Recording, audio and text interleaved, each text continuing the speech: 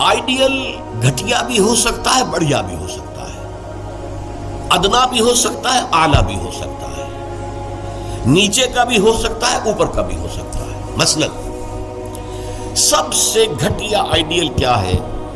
اپنی ذات، اپنا مفاد، اپنا علوف، گویا کہ اس کا آئیڈیل اپنی ذات ہے۔ ذات کے لیے زیادہ سے زیادہ دولت، ذات کے لیے زیادہ سے زیادہ عزت، ذات کے لیے زیادہ سے زیادہ اقتدار، یہ حاصل کرنا، یہ بھی ایک مقصد ہے، یہ بھی ایک نصب العین ہے۔ یہ گویا کہ انسان اپنی شخصیت کے گرد گھوم رہا ہے، شخصیت کے گرد گھوم رہا ہے۔ نتیجہ کیا نکلے گا؟ یہ انسان کیا ہوگا؟ جھوٹا ہوگا، دغا باز ہوگا، دھوکہ دے گا، بائی ہک اور بائی کروک یہ چیزیں حاصل کرنے کی کوشش کرے گا۔ مقصد ہے دنیا میں سربلندی، جیسے کہ سورہ قصص کے آخر میں کہا گیا لا یریدون علوا فی الارض ولا فسادا، یہ زمین میں بلندی حاصل کرنا، اس سے تو فساد پیدا ہوتا ہے۔ وہ کیوں اونچا ہے، میں کیوں نہ اونچا ہو جاؤں؟ تو اپنی حریم ذات ہی کے گرد جو ہے وہ چکر لگا رہا ہے۔ تو ظاہر بات ہے کہ جو اس آئیڈیل پر ہے وہ اخلاقی اعتبار سے انتہائی گھٹیا ہوگا، اس لیے کہ قرآن کہتا ہے ان النفس لامارۃ بالسوء، نفس جو ہے وہ تو برائی ہی کا حکم دیتا ہے۔ دولت مطلوب بن گئی، مقصود بن گئی، تو بائی ہک اور بائی کروک، بائی حلال اور بائی حرام، بائی جائز اور بائی ناجائز، اس لیے کہ مقصود ہے۔ لہذا گھٹیا ترین آئیڈیل ہے انسان کا اپنا نفس، گھٹیا ترین، اور اس سے پست ترین اخلاق، رذائل اخلاق اس سے وجود میں آئے گی۔ اس سے ذرا بلند تر سطح پر، جسے ہم کہتے ہیں قوم پرستی، وطن پرستی۔ If a person is a really nationalist person، اب نیشن، آج کل تو آپ کو معلوم ہے نیشن سٹیٹس کا تصور ہے، وطن بھی نیشن کی اور بنیاد پر بنتا ہے۔ تو نیشنلزم قوم پرست، پہلا آدمی کون تھا؟ خود پرست، وہ پرستش کر رہا تھا اپنی، خود پرست، سیلف سینٹرڈ، اس کا مطلوب و مقصود اپنی بلندی، اپنی دولت۔ لیکن یہاں اس سے ذرا بلندتر ہو گیا معاملہ، میں اپنی قوم کے لیے محنت کروں گا، قوم کی سربلندی کے لیے، قوم کی آزادی کے لیے، قوم کی عزت کو برقرار رکھنے کے لیے، اپنے وطن کے لیے کٹ بھروں گا، اپنے وطن کی آزادی کے لیے قربانیاں دوں گا۔ ایک بہتر کردار وجود میں آئے گا کہ نہیں؟ یہ شخص جو ہے اپنی قوم سے کبھی جھوٹ نہیں بولے گا، باقی دنیا سے بولے گا۔ آپ کو معلوم ہونا چاہیے ویسٹرن مورالٹی کیا ہے۔ اپنے ہاں وہ ایک بلی کے اوپر بھی ظلم ہوتا نہیں دیکھ سکتے، کسی کتے کے اوپر ظلم ہوتا نہیں دیکھ سکتے، لیکن دوسری قوموں کو ہلاک کرتے ہیں، اور وہ سمجھتے ہیں کہ ویپنز آف ماس ڈسٹرکشن ہمارا حق ہے، ہمارے پاس تو ہے، کسی اور کو نہیں ہم چیف کرنے دیں گے۔ یہ مورالٹی ہوتی ہے، وہ اپنی قوم کے لیے ہے، کوئی جھوٹ نہیں بولے گا، دھوکہ نہیں دے گا، غداری نہیں کرے گا، اپنی قوم، اپنے وطن سے سچے ہیں۔ لیکن اس کے باہر نہ ان کی محبت ہے، وہ اپنے ہاں تو کہیں گے love thy neighbour as thyself, لیکن بقیہ قوموں کے ساتھ ان سے بڑا ظالم کوئی نہیں، انٹرنیشنل لیول پر آ کر ان سے بڑا جھوٹا، ان سے زیادہ فریبی، ان سے زیادہ دغا باز، ان سے زیادہ دھوکے دینے والا کوئی نہیں۔ لیکن پھر بھی کم سے کم اس شخص سے تو بہتر ہوا جو شخص اپنی ذات ہی کے اوپر سینٹرڈ ہے، خود پرست ہے، نفس پرست ہے۔ اس سے یقیناً ایک بلند تر آئیڈیل ہے وطن پرستی، قوم پرستی۔ یہ قوم پرستی اگر ہے تو ایسا تو نہیں ہوگا کہ قوم کے لیے ہتھیار خریدنے گئے تھے تو زبردست رشوت لے کر گھٹیا ہتھیار خرید لیا، یہ نہیں کرے گا وہ۔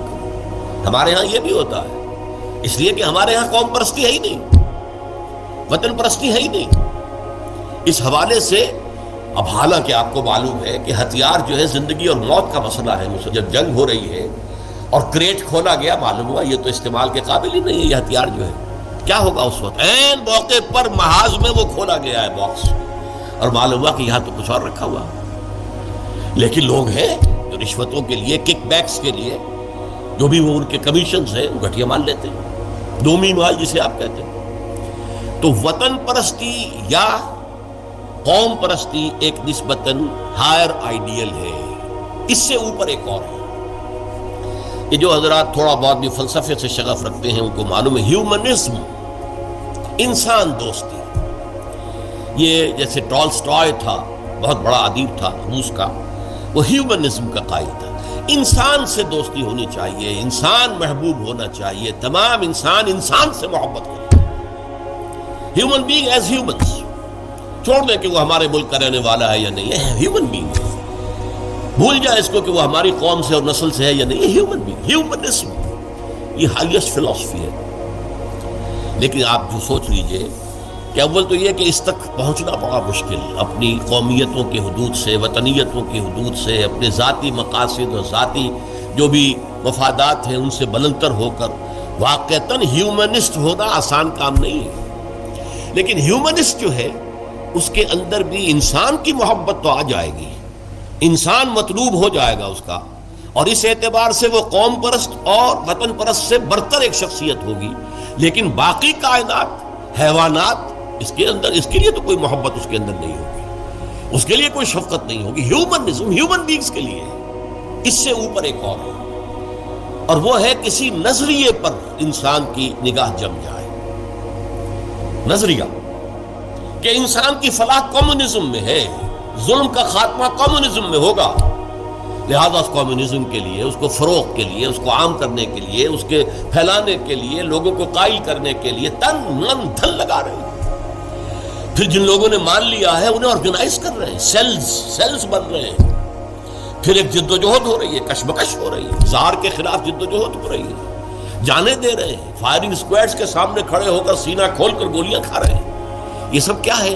ایک تصور کے حسن مبہم پر ساری ہستی لٹائی جاتی ہے. ایک تصور ہے، ایک آئیڈیل ہے. کمیونزم جو ہے ایک آئیڈیل ہے، ایک آئیڈیالوجی ہے.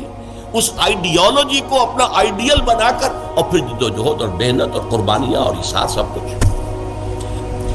اب ایک ہی چھلانگ ہے، خدا پرستی، ہائیسٹ آئیڈیل.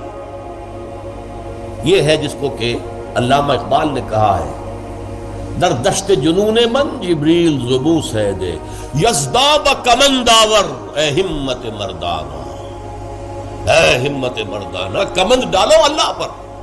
یہ اصل میں تشبیہ سمجھیے، آپ ایک اونچی فصیل پہ چڑھنا چاہتے ہیں، کمند ہوتی تھی پچھلے زمانے میں، اب کمند کو پہلے پھینکنا پڑتا ہے.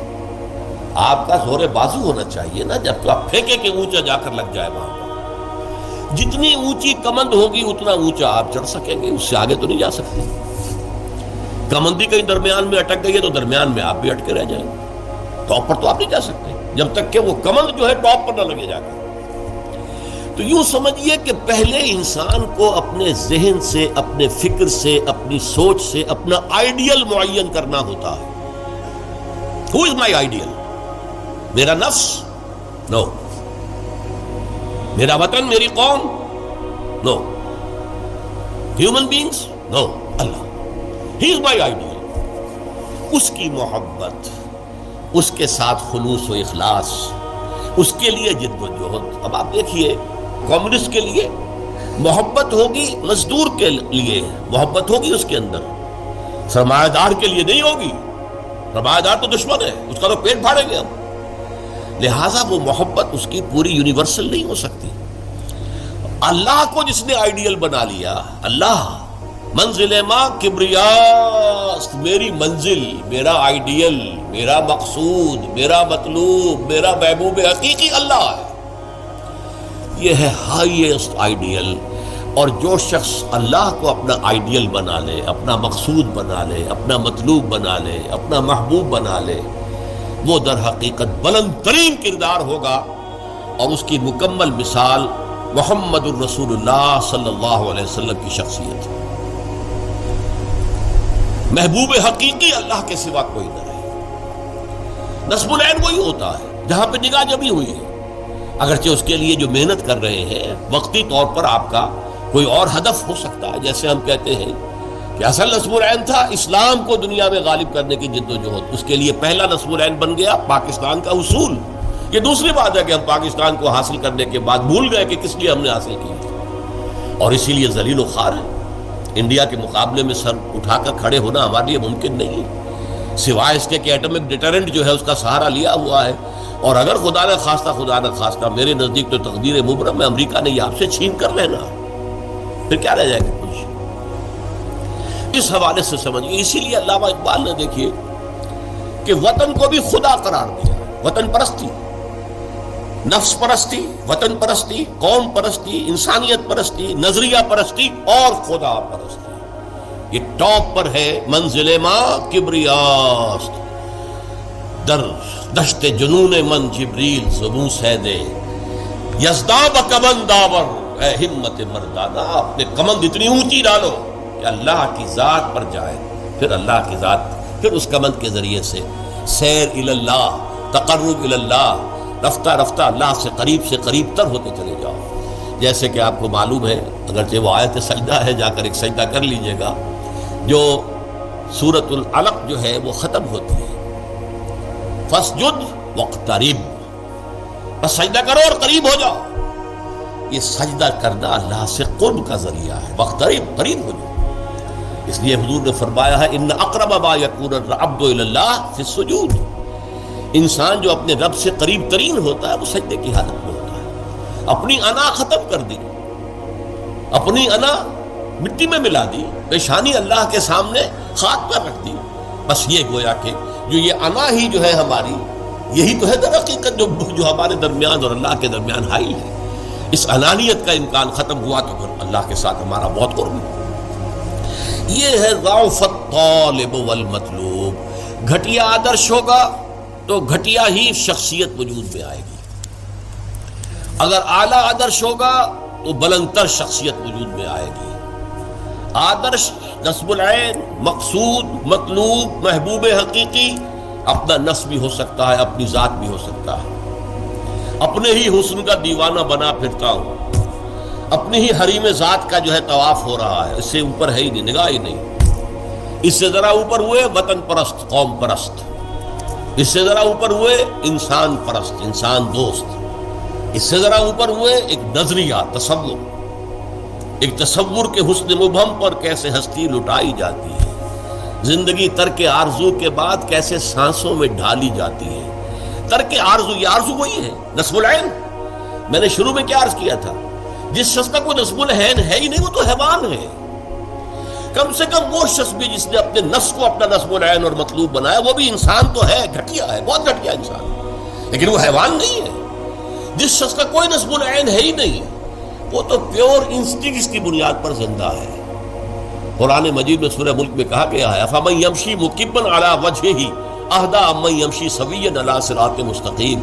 ایک شخص اوندے منہ اپنے پیٹ کے بل جو ہے گھسٹ رہا ہے، اسے کیا نظر آئے گا منزل کہاں ہے، جانا کدھر ہے؟